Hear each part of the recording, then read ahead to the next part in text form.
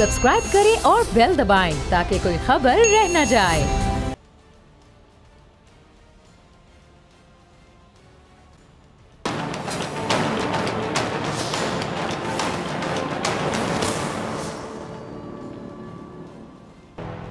अस्सलाम वालेकुम नाज़रीन, मैं हूं डॉक्टर फ़िज़ा अकबर ख़ान और मैं हूं पाकिस्तान और आप देख रहे हैं पाकिस्तान के सबसे बड़े न्यूज़ चैनल का नंबर 1 प्रोग्राम ऐसे नहीं चलेगा। कहने को इंसान देखें जी चांद पर पहुंच चुका है और मरीख को फ़तह करने की खबरें दी हैं। खलाओं में नई दुनिया ढूंढने की जुस्तजू है, तरक्की का सफ़र अरूज पर पहुंच चुका है, लेकिन फिर भी आप समझ लें कैसी बेबसी है कि ज़मीन पर एक छोटे से वायरस के हाथों पूरी दुनिया परेशान है। खौफ के मारे थर थर कांप रही है और ये वायरस इतना छोटा है कि इंसानी आंख तो क्या, आम जो दूरबीन है, खुर्दबीन है, उससे भी नहीं देखा जा सकता, मुमकिन नहीं है। लेकिन इसकी जो तबाहकारी हैं पूरी दुनिया में नज़र आ रही हैं और हमसाया मुल्क भारत में भी हालात बहुत ज़्यादा ख़राब हैं। अस्पतालों में जो मरीज़ हैं उनके लिए बेड्स नहीं हैं, स्ट्रेचर नहीं हैं, अद्वियात नहीं हैं, लोग सड़कों पर जलील हो रहे हैं, लाशों को ठिकाने लगाना मसला बन गया। अगर देखा जाए ये बीमारी, ये वबा पूरी दुनिया में फैली, फिर भारत में ऐसा क्या हुआ कि कोरोना ऐसा बेकाबू हो गया, आउट ऑफ कंट्रोल हो गया कि इंसानों को निकल रहा है। और बहुत सारी वजूहात होंगी, लेकिन सबसे अहम वजह जो करार दी जा रही है वो बेहतियाती की वजह है और हिफाजती तदाबीर पर अमल ना करना है, इस वबा को झूठ समझना। और ये गलती आप कह लें कि ऐसी संगीन गलती साबित हुई कि इसका खमियाजा पूरा मुल्क भुगत रहा है। भारत में मौजूदा जो सूरत हाल है, सिचुएशन है, उसमें हमारे लिए बहुत बड़ा सबक है, नसीहत है कि अगर हमने अब भी इसे संजीदा ना लिया तो फिर वक्त बदलते देर नहीं लगती। जो लोग हुकूमती ऐलानात पर कान नहीं धरते हैं, बेहसी का मुजाहरा करते हैं, वो फिर बेबसी की तस्वीर बने दिखाई देते हैं। मुल्की सियासत पर अगर नज़र डालें तो यही दो चीज़ें यहाँ भी वाफिर दिखाई देती हैं, एक बेहिसी कह लें और दूसरी बेबसी कह लें। पहले ऑपोजिशन को ऑपोजिशन से खतरा था और अब हालात ऐसे दिखाई देते हैं कि हुकूमत को हुकूमत से खतरा है। अब आगे चलते हैं, अपनों से खतरा है। और अजीब बात यह है, इस पर मैं बाद में बात करती हूँ आगे चल के। सबसे पहले ऑपोजिशन की बात कर लेती हूँ, पीडीएम इत्तेहाद की बात कर लेते हैं। अब तक ये नहीं पता चल सका ये इत्तेहाद है या फसाद है। मुखालिफिन कहते रहे कि पीडीएम में फसाद फैल रहा है, लेकिन पीडीएम वाले बिल्कुल नहीं माने। लेकिन जब इस फसादी आप समझ लें कि हांडी में उबाल आया तो फिर पीपल्स पार्टी और एएनपी के निकलने इसका नज़ारा पूरी दुनिया ने देखा। और अब पीडीएम जो सरबराह हैं सर तोड़ कोशिश कर रहे हैं कि इस डूबती कश्ती को किसी तरह बचा लिया जाए। अच्छा, पीडीएम के सरबराह आप समझ लें कि इस इत्तेहाद में जान डालना चाहते हैं, मुर्दा इत्तेहाद में, और वो इसके लिए बहुत ज़्यादा मुतहरिक दिखाई दे रहे हैं। पीडीएम का कल इजलास हुआ जिसमें पीपल्स पार्टी और एएनपी के अलावा तमाम सियासी जमातें शामिल थीं। इस इजलास पर मरकज़ी सेक्रेटरी इत्तलात पाकिस्तान पीपल्स पार्टी और रुकन कौमी असम्बली शाजिया मरी ने भी ये कहा कि जी पीडीएम का इजलास पीपीपी और एएनपी के बगैर एक इफ्तार पार्टी के अलावा कुछ भी नहीं था। अब ये लोग पीडीएम को तोड़ने पर एक दूसरे को वाह वाह कहने के लिए इकट्ठे हुए हैं। नून लीग को जेयूआई ने अंजुमन जो 27 शह बहमी का इजलास बुलाया, यानी इस इजलास में ये दोनों जमातें एक दूसरे की तारीफ करती रहीं। अब आप ज़रा देखें कि एक तरफ पीडीएम के सरबराह ने कल के इजलास में पीपल्स पार्टी और एएनपी को नजरसानी करने का एक और मौका दिया और उनका क्या कहना था कि पीडीएम अपनी पूरी कुव्वत के साथ खड़ी है, कुछ साथी जो अलहदा हुए हैं उनको नजरसानी का मौका देते हैं। अच्छा जी, अब इन साथियों को अपनी गलती तस्लीम करनी चाहिए। अब मुझे समझ नहीं आती कि पीडीएम पीपल्स पार्टी से गलती का एतराफ़ कराने पर तुली है, अपनी गलती नहीं मानती है। अब आप यहाँ से अंदाज़ा लगा लें कि एक तरफ इजलास में पीपल्स पार्टी और एएनपी को नहीं बुलाया जाता और दूसरी तरफ उनको सोचने का एक और मौका भी दे दिया जाता है। समझ आ रही है आपको बात? अब एक बात जो मैं शुरू वक्त से कह रही हूँ कि पीपल्स पार्टी पहले भी पीडीएम की अहम ज़रूरत थी और अब भी अहम ज़रूरत है। पीडीएम को पीपल्स पार्टी की ज़रूरत है, बात पे गौर करें। लेकिन पीपल्स पार्टी ने इस प्लेटफॉर्म के थ्रू कह लें जो हासिल करना था वो तो उसने कर लिया, इसलिए पीपल्स पार्टी को से कोई फ़र्क नहीं पड़ने वाला कि वो इसे रहती है या फिर नहीं रहती है। लेकिन इत्तेहाद को फ़र्क पड़ सकता है पीपल्स पार्टी के जाने से, रहने से। अब पीडीएम को फ़र्क पड़ा भी है, अगर देखा जाए, पड़ सकता नहीं, पड़ा है। पीपल्स पार्टी अब तंज करते हुए क्या कहती है कि हैरानी की बात कि पीडीएम के इजलास में इस्तीफ़ों का ऐलान नहीं किया गया। अब नाज़रीन ज़रा गौर कीजिएगा, पीपल्स पार्टी ये बात क्यों कह रही है? इसलिए कह रही है क्योंकि उन्हें अंदाज़ा है कि पीपल्स पार्टी के बगैर हुकूमत को हिलाना आसान नहीं बल्कि नामुमकिन है। अब ये बात पीडीएम के सरबराह भी जानते हैं और दूसरी तरफ मुझे नून लीग के इरादे भी बदले बदले नज़र आ रहे हैं। वही मुस्लिम लीग नून जिसने हुकूमत को घर भेजने के लिए असम्बली से इस्तीफ़े देने थे, जिसने आर या पार का नारा लगाया था, वही मुस्लिम लीग नून अब हुकूमत को 5 साल पूरे देना चाहती है। जब हुकूमत को 5 साल पूरा करने का मौका ही देना है तो फिर पीडीएम इत्तेहाद की ज़रूरत क्या थी, जिसे नुकसान पहुँचाने का इल्ज़ाम लगाकर पीपल्स पार्टी को अलग कर दिया गया। शायद का खाना बासी साहब का क्लिप होगा, ज़रा टीम चलाइएगा। अच्छा, शाहिद का कहना, बासी साहब का क्या कहना है कि पाकिस्तान डेमोक्रेटिक मूवमेंट में जो पीपल्स पार्टी उसकी वापसी का चांस उसके अपने पास है, लेकिन सवाल नून लीग का है कि वो डबल गेम क्यों कर रही है। नून लीग की नायब सदर क्या कहती हैं कि जी हुकूमत को 5 साल पूरे देने चाहिए, जबकि मौलाना फजलुर रहमान साहब इसके बिल्कुल हक में नहीं है। फिर ये इत्तेहाद कैसा? फिर सवाल तो उठेगा ना कि पीपल्स पार्टी ने कौन सा ऐसा गलत रास्ता अपनाया जिस पे वो शर्मिंदा हो। और जब पीडीएम इत्तेहादियों के जो सूर्य आपस में नहीं मिल रहे तो फिर मंजिल कैसे मिलेगी? मुस्लिम लीग नून तो कब से पीपल्स पार्टी को खुदाफिज कह रही है, ऐसा ही है। जबकि पीडीएम के सरबराह दोनों जमातों के दरमियान सालिसी का किरदार अदा करके मुफाहमत कराना चाहते हैं, ताकि पीडीएम का सियासी घोड़ा किसी तरह अपने कदमों पर कह लें कि दोबारा खड़ा होकर सियासी मैदान में हुकूमत के किले को फतह करने निकल पड़े। अब जो खबरें मैं आपके साथ शेयर कर लेती हूँ कि पीडीएम सरबराह और आसिफ अली जरदारी साहब में राब्ते हुए हैं, और शायद इसीलिए मौलाना साहब को ये उम्मीद है कि वो पीपल्स पार्टी को मनाने में कामयाब हो जाएंगे। लेकिन लग ऐसा रहा है कि मुस्लिम लीग नून इस मामले पर डबल गेम कर रही है। डबल गेम का मतलब समझते हैं ना? जैसे कि मैंने इस क्लिप से पहले आपको क्या बताया कि मुस्लिम लीग नून अब अपने उस मौक़िफ़ से पीछे हट गई है कि हुकूमत घर चली जाए, बल्कि अब वो चाहती है कि हुकूमत अपने 5 साल पूरे करे। हैरानी वाली बात, पीपल्स पार्टी तो शुरू वक्त से कहती रही कि मुस्लिम लीग नून खुद इस्तीफे देना नहीं चाहती और सिर्फ तीर वाली जमात पर सारी जिम्मेदारी डालकर खुद साफ बच निकलना चाहती है, और अब तो बात वाकई साफ हो गई। अब पीपल्स पार्टी का ये मौक़िफ़ भी समझ में आ रहा है कि नून लीग पीपल्स पार्टी को जानबूझकर पीडीएम से बाहर करना चाहती है। और नून लीग की जो नायब सदर साहिबा वो क्या कहती हैं कि हमें हुकूमत को सियासी शहीद बनाने की ज़रूरत नहीं है, हुकूमत अवाम में अपनी बुरी परफॉर्मेंस की वजह से खुद एक्सपोज हो चुकी है और आने वाले वक्त में हुकूमत अवाम के सामने मज़ीद गंदी हो जाएगी। अब इसीलिए नून लीग हुकूमत को कोई ये बहाना नहीं देना चाहती कि उसको काम नहीं करने दिया गया। मुस्लिम लीग नून की इस बात में वज़न तब होता अगर वो इस्तीफ़ों का शोशा ना छोड़ती। अगर हुकूमत को घर नहीं भेजना था तो फिर इत्तेहाद बनाया क्यों था? आवाम तो बार बार पूछ रही है आपसे, है कोई जवाब आपके पास? अगर असम्बलियों से इस्तीफ़े देने ही नहीं थे तो फिर पीपल्स पार्टी को जानबूझकर क्यों मजबूर किया गया कि वो असम्बलियों से इस्तीफ़े दे, वरना इत्तेहाद से निकले? नून लीग के रवैये में तब्दीली की बहुत सारी वजूहात हो सकती हैं, एक नहीं बहुत सारी, लेकिन अहम वजूहात पर बात कर लेते हैं। पहली बात कि मुस्लिम लीग नून को अच्छे से पता है कि वो खुद और पीडीएम के प्लेटफॉर्म के ज़रिए हुकूमत का कुछ भी नहीं बिगाड़ सकती, ये क्लियर है। दूसरा पहलू ये हो सकता है कि क्योंकि शहबाज शरीफ साहब जेल से बाहर आ चुके हैं और वो इदारों पर तनकीद करने की बजाय सबको साथ लेकर काम करना चाहते हैं। अब शायद इसी को देखते हुए ये जो नून लीग की नायब सदर साहिब है, इन्होंने एक कदम पीछे ले लिया, बल्कि अब वो कह लें कि बैकफुट पर आ गई। और अब उनको पता है कि अगर पार्टी में बगावत हो गई और शहबाज शरीफ ने पार्टी की कमान संभाल ली तो फिर उनकी बाजी आपको पता है कि जी लपेटी जा सकती है। अब जो सियासी तज्जियाकार हैं वो क्या कहते हैं कि नून लीग की नायब सदर अब भी इदारों पर हमले करेंगी, लेकिन वो सिर्फ ये दिखाने के लिए होगा कि मुस्लिम लीग नून की हुकूमत से कोई डील नहीं हुई, डील का कोई चक्कर नहीं है। लेकिन अब पीपल्स पार्टी नून लीग की नायब सदर की हुकूमत को 5 साल देने के बयान के बाद सवाल उठा रही है कि नून लीग इसका जवाब दे। अब सवाल तो उठेंगे और जवाब तो उनको देना। अब जो नून लीग की नायब सदर हैं उनका हुकूमत को टाइम देने का ये मतलब भी निकाला जा रहा है कि हुकूमत और मुस्लिम लीग नून में कोई डील हो गई है या मामला तय पा गए हैं। अब मौलाना फजलुर रहमान साहब नून लीग की इतनी बड़ी सियासी कलाबाजी कह लें ना, इस कलाबाजी खाने के बाद मौलाना साहब मायूस हो गए और होना बनता भी था। पीडीएम के सरबराह को तो पहले भी अपोजिशन की जो सियासी जमातें हैं उन्होंने धोखा दिया, एक बार तो धोखा नहीं दिया मौलाना साहब को, और मौलाना साहब अकेले रह गए थे। और इस बार भी सूरत हाल वही बनती दिखाई दे रही है, मैं मौलाना और मेरे साथ भी मैं। यानी पीडीएम के सरबराह आप देख लें कि वही कहेंगे कि मैं मौलाना और मेरे साथ भी मैं। अब आप देख लें कि पीडीएम का काम सोचें ज़रा बिगाड़ कौन रहा है।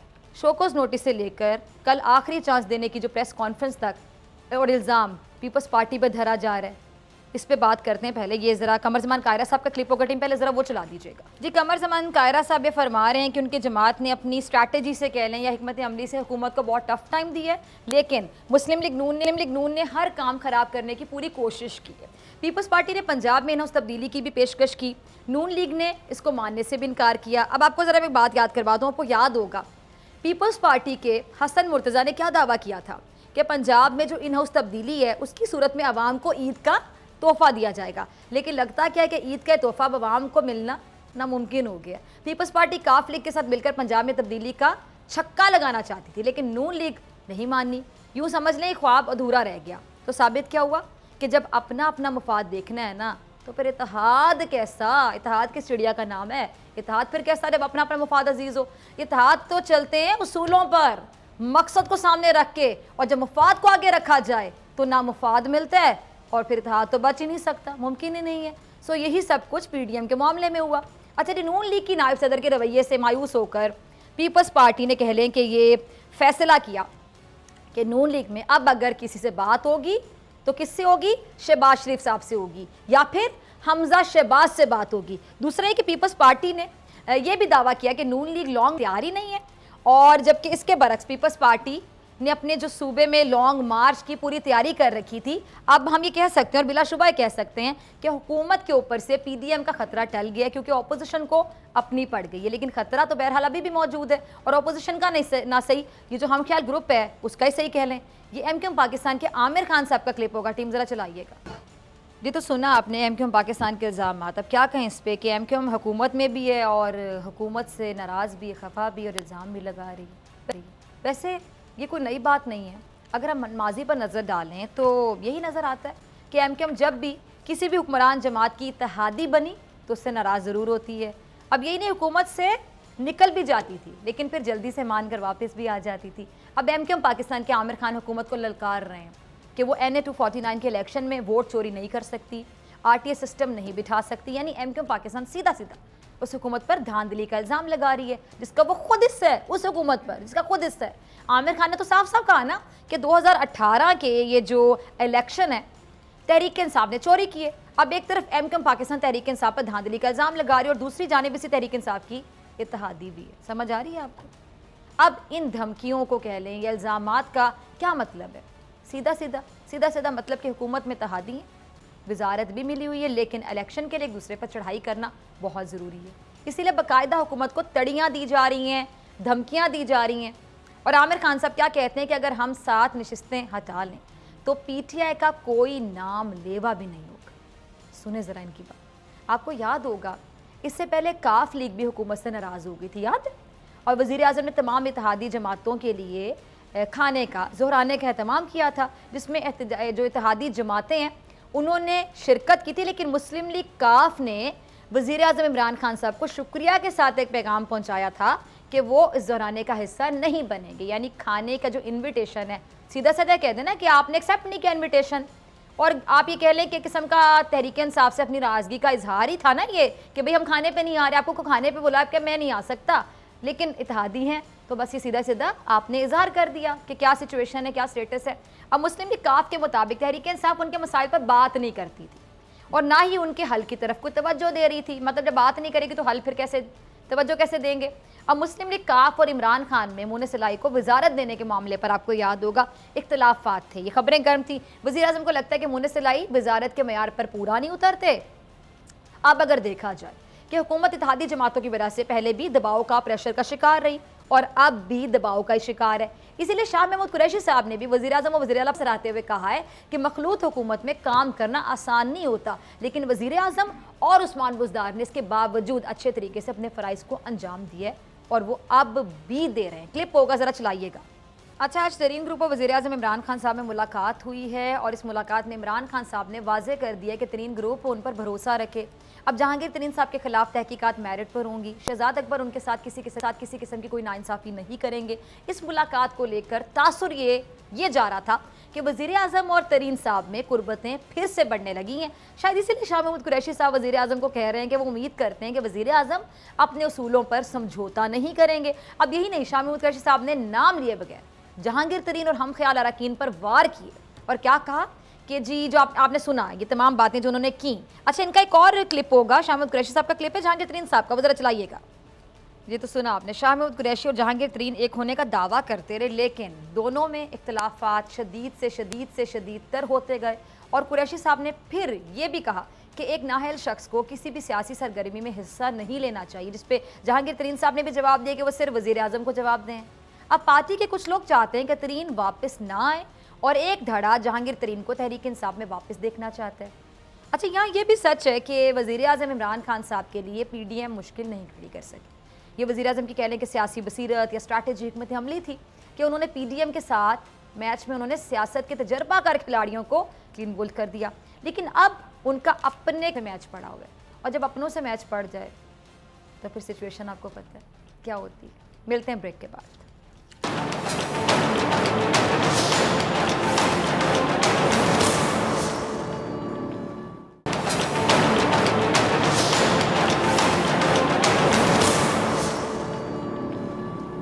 तो वेलकम बैक नाजरीन। इस वक्त हम कोरोना के हवाले से बात कर रहे हैं, जैसा कि आपने मोन्टाज में भी देखा, और सिचुएशन अगर देखी जाए तो बद से बदतर कहूँ तो बिल्कुल गलत नहीं होगा। कल भी मैंने प्रोग्राम में खुलकर बात की कि अगर हम हमसाया मुल्क भारत को देखें तो भारत में जो इस टाइम पे केसेस हैं, सिचुएशन है, हॉस्पिटल्स में जगह नहीं है, और आप यकीन करें कि वहाँ पे शमशान घाटों में जगह नहीं है, वहाँ पे सड़कों पर लाशें गिरी हुई हैं, फुटपाथों पर लाशें गिरी हुई हैं, एक एक बेड पे 3-3 मरीज़ हैं। वहाँ पे क्या सिचुएशन आपके सामने है। तो मैंने कल भी कहा कि अगर हमसाया मुल्क से आप इबरत हासिल कर लें, पहले ही आप देख लें, लेकिन यहाँ पे लोग जो हैं वो हुकूमत के साथ ताउन नहीं कर रहे हैं, मास्क में लोगों को सांस नहीं आता है। अगर खुदा न ख्वास्ता आप लोग ऑक्सीजन मास्क पे चले गए तो फिर आप उस सिचुएशन से बचने के लिए अगर मास्क का इस्तेमाल कर लें, थोड़ी मुश्किल से सांस ले लें, लेकिन सांस लेते तो रहें। बार बार आपसे दरख्वास्त कर रहे हैं कि आप SOPs पर अमल करें। ये आपकी जान के लिए, आपकी सेहत के लिए, आपसे जुड़े लोगों की जान के लिए, उनकी सेहत के लिए बहुत ज़रूरी है। तमाम जो मेहमान हैं, 3 बहुत अच्छे मेहमान हमारे साथ मौजूद हैं, मोहताज नहीं, मुफ्ती ज़ुबैर साहब मारूफ आलिम दीन है, बहुत शुक्रिया मुफ्ती साहब ज्वाइन करने के लिए। चेयरमैन इस्लामी नज़रियाती कौंसिल क़िबला याद साहब, आपका भी बहुत शुक्रिया वक्त देने के लिए। और पानीमरी सेक्रेटरी बराए से है डॉक्टर नौशीन हामिद साहिबा, किसी तारुफ की मोहताज डॉक्टर साहब, आपका भी बहुत शुक्रिया ज्वाइन करने के लिए। सबसे पहले मैं मुफ्ती साहब आपकी तरफ आना चाहूँगी, इस पूरी सिचुएशन पर, सूरत हाल पर मैं आपका मौक़िफ़ जानना चाहूँगी कि आप लोगों का उलमा का एक किरदार है, यकीनी तौर पे कितनी अहमियत का हामिल है, और तमाम उलमा क्या वो किरदार निभा रहे हैं आपके मुताबिक?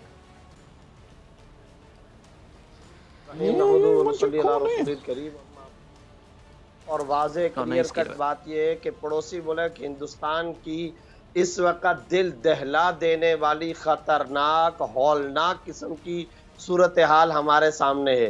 प्लस जब हम अपने मुल्क का हाल देखते हैं तो यहाँ की सूरत हाल ये है कि इस वक्त यहाँ के वसाइल कितने हैं, हॉस्पिटल कितने हैं, डॉक्टरों की सूरत हाल क्या है, और हमारे शोबे सेहत की उमूमी सूरत हाल क्या होती है। अल्लाह की कसम खा करके कहता हूँ, इन तमाम बातों को सामने रख कर के खाकम बदाहन, अल्लाह करे कि मेरी ये बात कभी ज़िंदगी भर पूरी ना हो, और अल्लाह करे कि ऐसा ना हो, लेकिन ख़तरा ये है, डर इस बात का है, शदीद अंदेशा इस बात का है कि अगर यही सूरत हाल रही और मास्क का, सैनिटाइज़र का, एहतियाती तदाबीर का, प्लस सबसे बड़ी बात यह है कि गिड़गिड़ा कर अल्लाह रब्बुल इज़्ज़त से दुआएं मांगने का हमने एहतमाम ना किया, और हमने तमाम डॉक्टरी और तिब्बी तदाबीर को इख्तियार ना किया, तो कहीं अस्पतालों की कॉरिडोर और गलियों में, अस्पतालों के सामने और सड़कों पर लाशें ना पड़ी हुई हों। इस वक्त हौलनाक मनाजिर का सिर्फ ये तसव्वुर करके दिल कांप उठता है। इसलिए मैं ये कहना चाहता हूँ, आइम्मा मसाजिद की और उलमा की ये बुनियादी जिम्मेदारी है, और पिछले रमज़ान में उलमा ने बहुत शानदार तरीके से इस जिम्मेदारी को अदा किया था, जिसकी वज़ीर आज़म साहब ने भी तारीफ़ की थी, जिसकी सदर मुमलकत ने भी तारीफ़ की थी। और यहाँ एहतियाती तदाबीर का जो डिज़ाइन और जो प्रोफार्मा और जो कवानीन और ज़वाबित तैयार किए गए थे, उन कवानीन और ज़वाबित को आलमी दुनिया के अंदर भी काबिल कबूल करार दिया गया था। WHO की तमाम तर हिदायत को सामने रखकर, सदर मुमलकत की हिदायत को सामने रखकर, प्लस यहाँ के तमाम इज्जत महाब हमारे फ्रंट लाइन सोल्जर्स, डॉक्टरों की तमाम एहतियाती तदाबीर को सामने रख कर के हमने कहा था, और अब हम दोबारा कह रहे हैं, और आज मैं आपके प्रोग्राम में रिपीट कर रहा हूँ, मुअम्मर हजरात, बुजुर्ग हजरात और मरीज हजरात या मशकूक मरज हजरात ये मसाजिद में ना आए, बच्चे ना आए। इसी तरह नमाजों का एहतमाम, तरावी और जुम्मे का एहतमाम मस्जिद के अंदरूनी मरकजी हॉल में ना किया जाए, बल्कि बाहर वाले सहन वाले हॉल के अंदर किया जाए। वज़ू का एहतमाम, सुन्नतों और नवाफिल का तमाम तर एहतमाम घरों के अंदर किया जाए। मास्क का हर जगह, शॉपिंग सेंटर, मार्केट, दुकानों, बाजारों, हत्ता के मसाजिद में भरपूर एहतमाम किया जाए। मसाजिद के गेटों पर सैनिटाइजर का इस्तेमाल किया जाए। फिर साथ ही साथ इस्लामी नजरियाती कौंसिल के इज्जत माब हमारे नौ मुंतखब शुदा चेयरमैन साहब भी यहाँ तशरीफ फरमाए, उन्होंने एक बड़ी जबरदस्त बात अपनी प्रेस रिलीज के अंदर भी कही, और उलमा भी ये बात कह रहे हैं कि देखे जुबान से सलाम पर इत्तफा किया जाए, हाथ मिलाना या मुआनका शरई एतबार से वैसे भी कोई लाजिम और जरूरी नहीं है। और जब हुकूमत पाकिस्तान, जब इस्लामी हुकूमत और मुसाफे से मना कर दे, तो फिर हाथ मिलाने से रुक जाना शरअन वाजिब हो जाता है, वाजिब हो जाता है कि हम फिर इससे रुक जाएं। इन तमाम एहतियाती तदाबीर को इख्तियार करना चाहिए। आइम्मा मसाजिद और उलमा को चाहिए इसको मजहब का, शरीयत का तकाजा, इस्लाम का मसला बनाकर कौम के अंदर और अवामुन्नास के अंदर इसकी अवेयरनेस पैदा करें। जब तक हम इसको दीन इस्लाम का हुक्म और तकाजा नहीं समझेंगे, उस वक्त तक हम इस बीमारी से बच नहीं सकते। और सबसे बड़ी बात यह, औकात सहर व अफ्तार में गिड़गिड़ा कर अल्लाह के सामने दुआ की जाए। और मैं आपके प्रोग्राम में यह कहना चाहता हूं, सदर मुमलकत और वजीर आजम पाकिस्तान की तरफ से, रियासत पाकिस्तान की तरफ से एक दिन बाकायदा इज्तिमाई तौबा का एहतमाम किया जाए, यानी पूरा मुल्क इज्तिमाई तौबा का एहतमाम करे, इस्तगफार और दुआ का एहतमाम करे। यही उलमा का पैगाम है। इस्लामी नजरियाती कौंसिल के अरकान, पाकिस्तान के तमाम जय्यद उलमा और अहले बसीरत, अहले इल्म व दानिश का इस वक्त यही सबसे बड़ा पैगाम। अच्छा, ये आपने बहुत अच्छा पैगाम दिया, लेकिन इसके साथ साथ SOPs पर अमल करना भी मैं कहती हूँ प्रैक्टिकली बहुत ज़्यादा ज़रूरी है। आप मेरी बात से अग्री करेंगे। किबला या साहब, आपकी तरफ आना चाहूँगी कि आपने बराह रास्त उलमा कराम से इस मौजू पर बातचीत आपकी हुई है, उनका क्या रिस्पॉन्स था, क्या रद्द अमल था? क्या हम उम्मीद कर सकते हैं कि उलमा जो हैं वो उम्मत मुसलमा के वसीतर मुफाद में SOPs को फॉलो करेंगे? बिस्मिल्लाहिर्रहमानिर्रहीम। बहुत अच्छा सवाल आपने पेश किया। आपको याद होगा कि पिछले अप्रैल में एक ईवान सदर में उलमाए किराम के साथ एक तफसीली मुशावरत हुई थी वीडियो लिंक के जरिए, जिसमें इस्लामी नजरियाती कौंसिल ने भी भरपूर हिस्सा लिया और उसमें कुछ SOPs पर इत्तेफाक हुआ, एहतियाती तदाबीर पर इत्तेफाक हुआ। वो एहतियाती तदाबीर बहुत तफसील के साथ हमारे इस्लामी नजरियाती कौंसिल के मेंबर मुफ्ती जुबैर साहब ने आपके सामने पेश की। मुझे यकीन है कि उलमाए किराम ने पहले भी, जो पहली लहर थी उसमें भी बहुत ही फ़आल और कायदाना किरदार अदा किया था। अभी कल हमने एक प्रेस कॉन्फ्रेंस के जरिए दोबारा उलमाए किराम से अपील की है। आज सदर मुमलिकत हज़रत ये जनाब आरिफ अलवी साहब के साथ मेरी मुलाकात थी और अब उन्होंने दोबारा ये अंदिया जाहिर किया है कि अनकरीब वो वीडियो लिंक के जरिए उलमाए किराम के साथ दोबारा मुशावरत करेंगे, क्योंकि अभी जो दिन आ रहे हैं उसमें यौम शहादत अली रजी अल्लाह अन्हु है, एतिकाफ के दिन है, ईद उल फितर है। तो ये ऐसे दिन हैं कि इसमें इन दिनों में इज्तिमाआत की तादाद बहुत बढ़ जाती है और ज़रूरत इस बात की है कि उलमा एक बार फिर आगे आए, खुतबा लोगों को कन्विंस कर लें कि बेशक ये इज्तिमाआत इनकी अपनी अहमियत है, लेकिन इसमें तादाद को कम से कम रखा जाए। और जिस तरीके से मुफ्ती जुबैर साहब ने फरमाया और हमारी SOPs भी है, सहन में इनका इनेकाद किया जाए, फासलों के साथ, सैनिटाइजर्स के साथ, मास्क पहनकर। तो इस तरीके से फिर ये मराहिल जो हैं वो भी गुजर जाएंगे और इंशाअल्लाह हमें ऐसी सूरत हाल पेश नहीं होगी जो इस वक्त हम देख रहे हैं कि इंडिया के अंदर सूरत हाल है। उसकी भी वजह यह है कि उनके कुछ त्यौहार थे, मसलन कुंभ का मेला था कि जिसमें लाखों लोग दुनिया ये पूरे इंडिया से आए और फिर जब वो मेला खत्म हो गया तो वो लोग फैल गए और इसके साथ कोरोना की वबा जो थी उसको भी फैलाने का सबब बने। तो मुझे यकीन है कि उलमाए किराम को, खुतबा को इस पूरी सूरत हाल का इदराक है और इंशाअल्लाह वो अपना भरपूर किरदार अदा करें। डॉक्टर साहब, मैं आपकी तरफ आना चाहूँगी। ईद भी करीब आ रही है, हुकूमत ने जो बड़े बड़े इज्तिमात हैं, जुमे के इज्तिमात हैं, उस पर पहले भी पाबंदी लगाई थी। अब जो सिचुएशन है, जो करंट सिचुएशन है, मैं चाहती हूँ आप ज़रा नाज़रीन को आगाह कर दीजिए। जी, बिस्मिल्लाहिर्रहमानिर्रहीम। देखिए, इस वक्त बहुत सीरियस हालात से हमारा मुल्क दो चार है और कोरोना की जो ये थर्ड वेव है, ये पहली तमाम दोनों वेव से बहुत ज़्यादा ख़तरनाक साबित हो रही है। तो इसके अंदर ज़ाहिर है कि हमें सबसे पहले तो पब्लिक गैदरिंग्स को जो है उसको कर्टेल करना है, क्योंकि इसके फैलाव का सबब ही ये होता है कि जब सोशल डिस्टेंसिंग नहीं होती, समाजी फासले बरकरार नहीं रखे जाते, तो उससे ये वबा का फैलाव जो है वो बहुत तेज़ हो जाता है। तो अब जाहिर है कि जिस तरह से अभी मेरे ऑनरेबल जो आपके गेस्ट हैं उन्होंने हमें गाइड किया है, ये बिल्कुल इस वक्त ये रमज़ान का महीना है और इसके बाद ये आखिरी अशरे की जो एक रवायत है कि शॉपिंग होती है, चांद रात होती है, फिर ईद के इज्तिमात होते हैं, उसके बाद ईद की छुट्टियों में लोग जो हैं वो सियाती मकामात पर जाते हैं। तो इन सारी चीज़ों को नोटिस लेते हुए हुकूमत ने इस वक्त ऐसे इक़दाम लिए हैं कि ये तमाम चीज़ें जो हैं यहाँ पर पाबंदियाँ लगाई जाएं ताकि लोगों की गैदरिंग्स जो हैं वो ना हो। ईद के दिनों में जो 8 मई से लेकर 16 मई तक सारे सियाती मकामात पे जाने वाले रास्ते बंद कर दिए जाएंगे ताकि लोग जो हैं वो वहाँ पर जाके रश होता है और फिर वहाँ पे फैलाव का सबब बनता है। तो मेरी भी यही दरख्वास्त है लोगों से कि इस दफ़ा सादगी से ईद मनाएं हम लोग इंशाअल्लाह ताला अल्लाह ताला ज़िंदगी देगा, सेहत देगा तो बहुत सारी ईदें और आएंगी।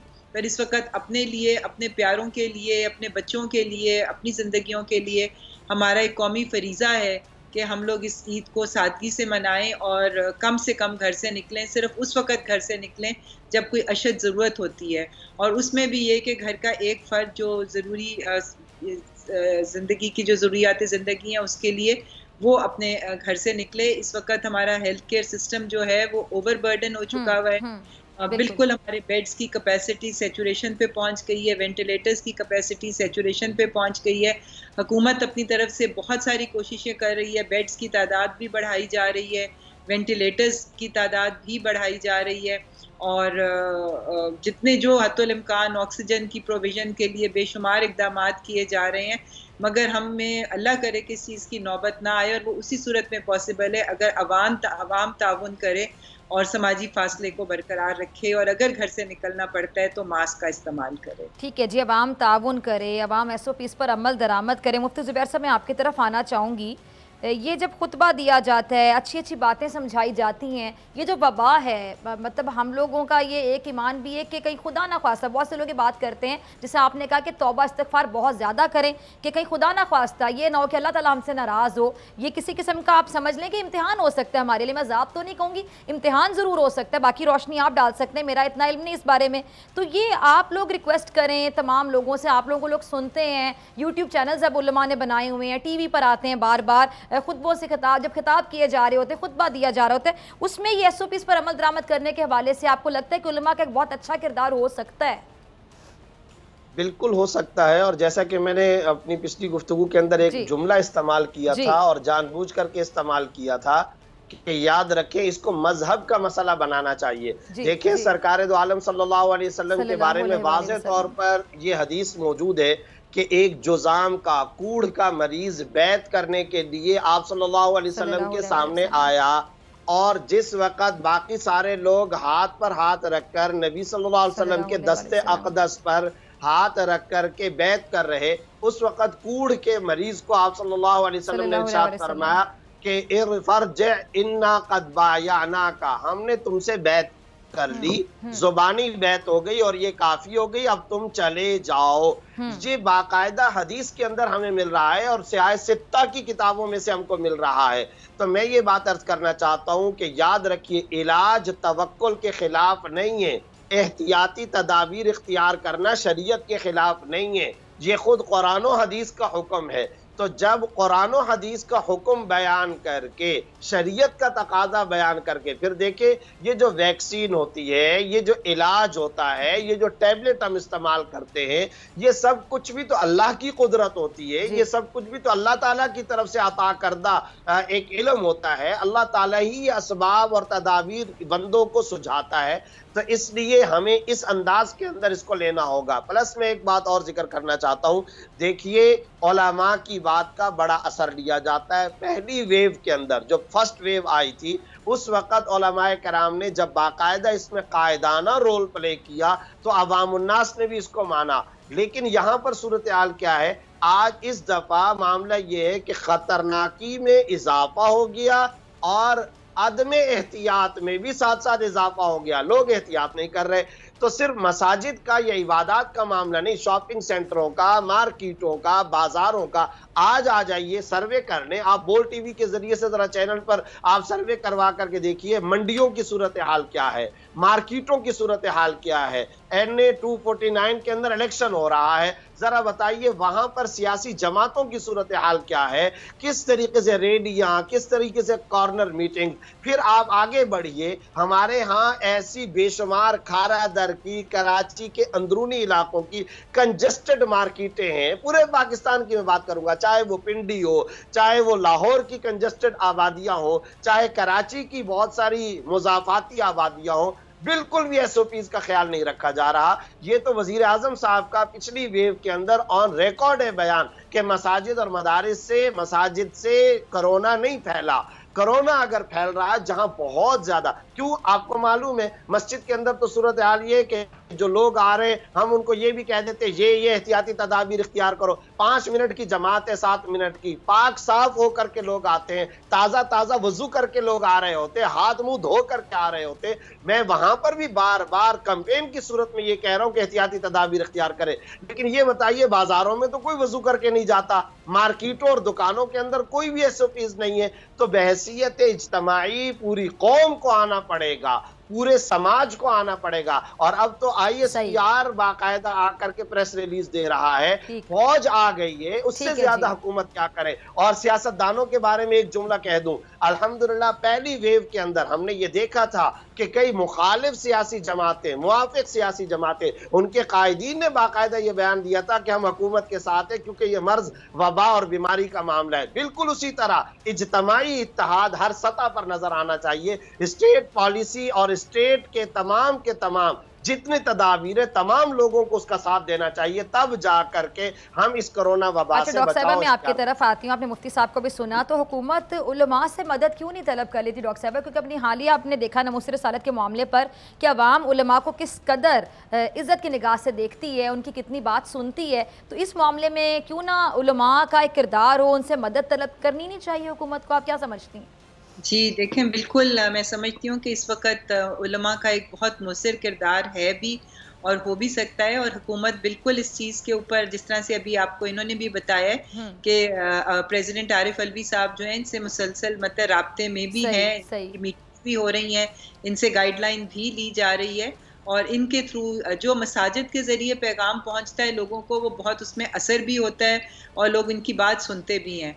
हुकूमत और बाकी जो इदारे हैं, हमारे सिविल इंतज़ामिया, आपने देखा है कि वो सड़कों पे मौजूद भी होती हैं, लोगों को तलकीन भी कर रहे होते हैं, मगर लोग उस तरह से इन बातों को सीरियसली नहीं लेते। पर जब उलमा हजरात कोई बात कहते हैं तो लोग उसको डेफिनेटली उसको फॉलो भी करते हैं और उसको सीरियसली भी लेते हैं। तो ज़ाहिर है इनकी मदद के बगैर तो ये कुछ भी नहीं हो सकता। और स्पेशली जो हमारे देहात, गांव इलाके, वहाँ पर तो जो इमाम मस्जिद होते हैं वो लोगों के लिए उनकी बात सबसे ज़्यादा अहमियत रखती है, किसी भी और सियासतदान से भी बढ़ के या किसी और लीडर से भी बढ़ के। तो डेफिनेटली इनका बहुत एक अहम रोल है और हमें उम्मीद है कि जिस तरह इन्होंने हमेशा ताउन किया हुकूमत के साथ और पिछली वेव्स के अंदर भी इन्होंने एक इम्पॉर्टेंट रोल अदा किया है, इस दफ़ा भी इंशाल्लाह ताला इनके ताउन से जो है ये मैसेज पहुँचेगा। जी किबला याद साहब, मैं चाहती हूँ कि आपका भी एक लास्ट कॉमेंट है इस प्लेटफॉर्म से, आप क्या रिक्वेस्ट करना चाहेंगे? हाँ बिल्कुल, मैंने जिस तरह गुजारिश की कि कल मैं बाकायदा एक प्रेस कॉन्फ्रेंस भी कर चुका हूँ और आज सदर मुमलिकत जनाब आरिफ अलवी साहब के साथ भी मुलाकात हुई। तो मुसलसल हुकूमत उलमाए किराम के साथ राब्ते में है और उलमाए किराम का पिछली जो कोरोना की लहर थी उसके हवाले से एक बहुत ही जामे SOP शरई हवाले से मौजूद है। तो उसको दोबारा जरूरत है कि मीडिया भी उसकी भरपूर कवरेज करे और हम उलमाए किराम से भी एक बार फिर कह सकते हैं कि वो अपने जुम्मे के खुतबों में और दुरूस कुरान में इस बात का जिक्र करें और अवाम को, लोगों को कायल करने की कोशिश करें कि इस वक्त इंसानी जिंदगी जो है अल्लाह ताला के यहाँ कुरान पाक में बहुत ही उसकी अजमत बयान की गई है। अल्लाह ताला फरमाते हैं कि वलक़द कर्रमना बनी आदम को हमने तकरीम के इंतहाई आला मर्तबे पे फाइज किया है। चुनांचे इस हवाले से जो एहतियाती तदाबीर हैं वो इंसानी जान को बचाने के लिए हैं और इंसानी जान का बचाना जो है वो हर बंदे के लिए जरूरी है। अगर कोई बंदा एहतियात नहीं करता, मास्क नहीं पहनता या वो उसमें निशानियां, अलामात ऐसी हैं, जुकाम है या खांसी है, इसके बावजूद वो बाहर आने पे इसरार करता है या मस्जिद में जाता है, तो वो सिर्फ अपनी जान को खतरे में नहीं डालता बल्कि वो अपने आसपास के जो लोग हैं उनकी जानों को भी खतरे में डालता है। इस वजह से ये बात जो है ये आम करने की जरूरत है ताकि जब इस किस्म की तबलीग हो, इस किस्म की बात आम हो जाए तो फिर जाके जब कौमी अज़्म हो जाए तो फिर इंशाल्लाह ये मुमकिन हो जाएगा कि हम कोरोना वबा पे काबू पाने में कामयाब हो जाएं। इसके सिवा कोई दूसरा रास्ता हमारे पास नहीं है क्योंकि अब तक इस वबा का कोई इलाज दरियाफ्त नहीं हुआ, सिर्फ एहतियाती तदाबीर है जिनके जरिए इसको कंट्रोल किया जा सकता है। ठीक है जी, मुफ्ती जुबैर साहब आपका भी लास्ट कमेंट, फिर डॉक्टर साहब आपकी तरफ आ रही हैं। जी मुफ्ती जुबैर साहब। जी बस यही बात है, और इज्तमाही शक्ल के अंदर तमाम स्टेक होल्डर, सियासतदान हो, लीडर्स हो, सियासी जमातें हो, हुकूमत हो, उलमा हो, इन तमाम के तमाम लोगों की बुनियादी जिम्मेदारी है अवेयरनेस पैदा करके आवाम को इस तरफ लाया जाए। और साथ ही साथ मैं डराने के लिए नहीं कह रहा और ना ही हम अपनी कौम को मायूस करना चाहते हैं। हमारा अल्लाह इंशाल्लाह हमारे साथ है और हम अल्लाह ताला से रो रो करके दुआएं करेंगे, गिड़गिड़ा करके मांगेंगे। औकात सहरो अफ्तार की दुआएं मुअमिन की सल्तनत है, ये मुअमिन की जबरदस्त किस्म की, उस मौके पर कबूलियत दुआ का इससे ज्यादा मुसलमान के लिए कोई और टाइम नहीं हो सकता। गिड़गिड़ा करके दुआ करनी चाहिए, तौबा इस्तग़फ़ार का एहतमाम करना चाहिए, अल्लाह से मांगना चाहिए। पड़ोसी मुल्क हिंदुस्तान के मनाजिर सोशल मीडिया पर फैले हुए हैं, अल्लाह ताला बचाए, अल्लाह ताला बचाए कि हम उस सूरत हाल का शिकार ना हो। इसलिए मैं ये समझता हूँ कि तमाम के तमाम अफराद को मुत्तफ़िक़ा तौर पर एहतियाती तदाबीर की तरफ आना चाहिए, इसके अलावा कोई रास्ता नहीं है। यही इस वक्त शरीयत का भी तकाजा है, यही इंसानियत का भी तकाजा है। ठीक है डॉक्टर साहब, आपका लास्ट कमेंट चाहूँगी। आप चूँकि तमाम ये जो कोरोना से रिलेटेड सिचुएशन उस पर लम्हा बलम्हा लोगों को आगाह भी रखती हैं, नज़र भी रखती हैं, सेक्रेटरी सेहत भी हैं, पार्लिमानी सेक्रेटरी सेहत, तो ये जो लोग अभी भी मास्क नहीं पहनते, अभी भी सीरियस नहीं लेते हैं, वो अभी भी बहुत से लोग ऐसे हैं जो कहते हैं जब हमें कोरोना को ना देखा जाएगा, किसी और को है, हमें तो नहीं हुआ, हमारे घर में तो कोई केस नहीं आया, मास्क पहन के हमें सांस नहीं आता, सैनिटाइज़र से हमारी स्किन ख़राब हो जाएगी, बार बार हाथ धोने से स्किन ख़राब हो जाएगी। हालांकि बार बार हाथ धोने से स्किन ख़राब कैसे होगी, मुझे तो ये समझ नहीं आती। मतलब हर कोई अपने आप में छोटा मोटा डॉक्टर है, हर कोई अपने आप में कोई ना कोई राय रखता है। प्लीज़ ज़रा इस प्लेटफॉर्म से आगाह कीजिए लोगों को कि इस बीमारी को, इस वबा को संजीदगी से लें, वरना खुदा ना खास्ता अगर हमारे हालात इंडिया जैसे हो जाते हैं तो क्या हमारी इतनी कैपेसिटी है हॉस्पिटल्स की, हम मैनेज कर पाएंगे? लेकिन फिजा, ये मैं आपके तवस्सुत से ये एहतियाती तदाबीर तो ज़ाहिर है बहुत ज़रूरी हैं, मगर आपके तवस्सुत से मैं ये भी पैगाम देना चाहूँगी और अपने जो हमारे बुजुर्ग हैं मैं ये भी कहना चाहूंगी कि वैक्सीनेशन के लिए भी लोगों को आमादा करें और उनको बताएं कि वैक्सीनेशन भी इलाज का एक हिस्सा है और वबाएं जो है इस तरह की इतने बड़े पैमाने की, वो वैक्सीन से ही उनको अच्छा, वैक्सीनेशन के बारे में भी डॉक्टर साहिबा बड़ी कंट्रोवर्सीज है कि ये वैक्सीनेशन हो जाएगी तो पता नहीं क्या हो जाएगा। नहीं जी, ये बिल्कुल सेफ वैक्सीन है जी। और दुनिया में जब कभी भी कोई वबा आई है जैसे चेचक की, स्मॉल पॉक्स की, तो वैक्सीन के जरिए ही उसका खात्मा पॉसिबल हुआ है। तो मेरी ये भी दरख्वास्त है कि लोग सामने आएँ, अपनी रजिस्ट्रेशन कराएं और कौमी फरीज़ा समझ के वैक्सीन लगवाएं। इस वक्त अगर हमने अपने मुल्क से इस वबा का खात्मा करना है तो वो वैक्सीन ही उसका वाहिद हल है। और इसके लिए उलमा ने भी हमें इजाज़त दी है और उन्होंने बल्कि यहाँ तक कहा है कि रोज़े की हालत में भी आप वैक्सीन लगवा सकते हैं, रोज़े में लगा सकते हैं वैक्सीन। ठीक है जी, अभी हाल ही में मैं जो रमज़ान ट्रांसमिशन कर रही हूँ, इफ्तार की नशरियात मैंने अभी जो आज हमने इफ्तार नशरियात आपके सामने पेश की बोल एंटरटेनमेंट से, उस पर भी मुफ्ती साहब हमारे साथ है, मुफ्ती आबिद। उन्होंने कहा है कि जी वैक्सीनेशन का कोई इशू नहीं है, आप रोज़े की हालत में भी वैक्सीन लगवा सकते हैं। डॉक्टर साहबा ने भी बात बोली, तो प्लीज़ रिक्वेस्ट है कि तमाम मेहमानों का बहुत शुक्रिया। मेरी भी जाने से पहले ये रिक्वेस्ट है आपसे कि पहले तो इस वबा को संजीदगी से लीजिए। कोरोना है, एग्जिस्ट करता है, पूरी दुनिया को पागल कर दिया इस कोरोना ने। आप देख लें कि कोरोना को पूरे तमाम ममालिक हैं वो बर्दाश्त कर रहे हैं, और ऐसे ऐसे मुल्क जिनकी इकॉनमी इतनी स्ट्रॉन्ग है, आप देख लें, जिनका हेल्थ जो सिस्टम है इतना स्ट्रॉन्ग है, तो आप लोग भी यकीन कर लें। पहले आप यकीन कीजिए, फिर आप वैक्सीनेशन की तरफ जाइए, SOPs का ख्याल कीजिए, कोशिश कीजिए इस बीमारी से बचने की, और हुकूमत का साथ दीजिए। एक दूसरे की जान का, एक दूसरे की सेहत की हिफाजत के लिए अपना अपना किरदार, इंडिविजुअली इनफरादी सतह पर अपना अपना किरदार अदा कीजिए। इसी के साथ डॉक्टर फिज़ा अकबर खान को दीजिए इजाज़त। आपसे मुलाकात होगी इंशाल्लाह कल सेम टाइम सेम चैनल। अगर ज़िंदगी ने वफ़ा की दुआओं में याद रखेगा, अपना अपने प्यारों का बहुत ख्याल रखेगा। अल्लाह ने के बाद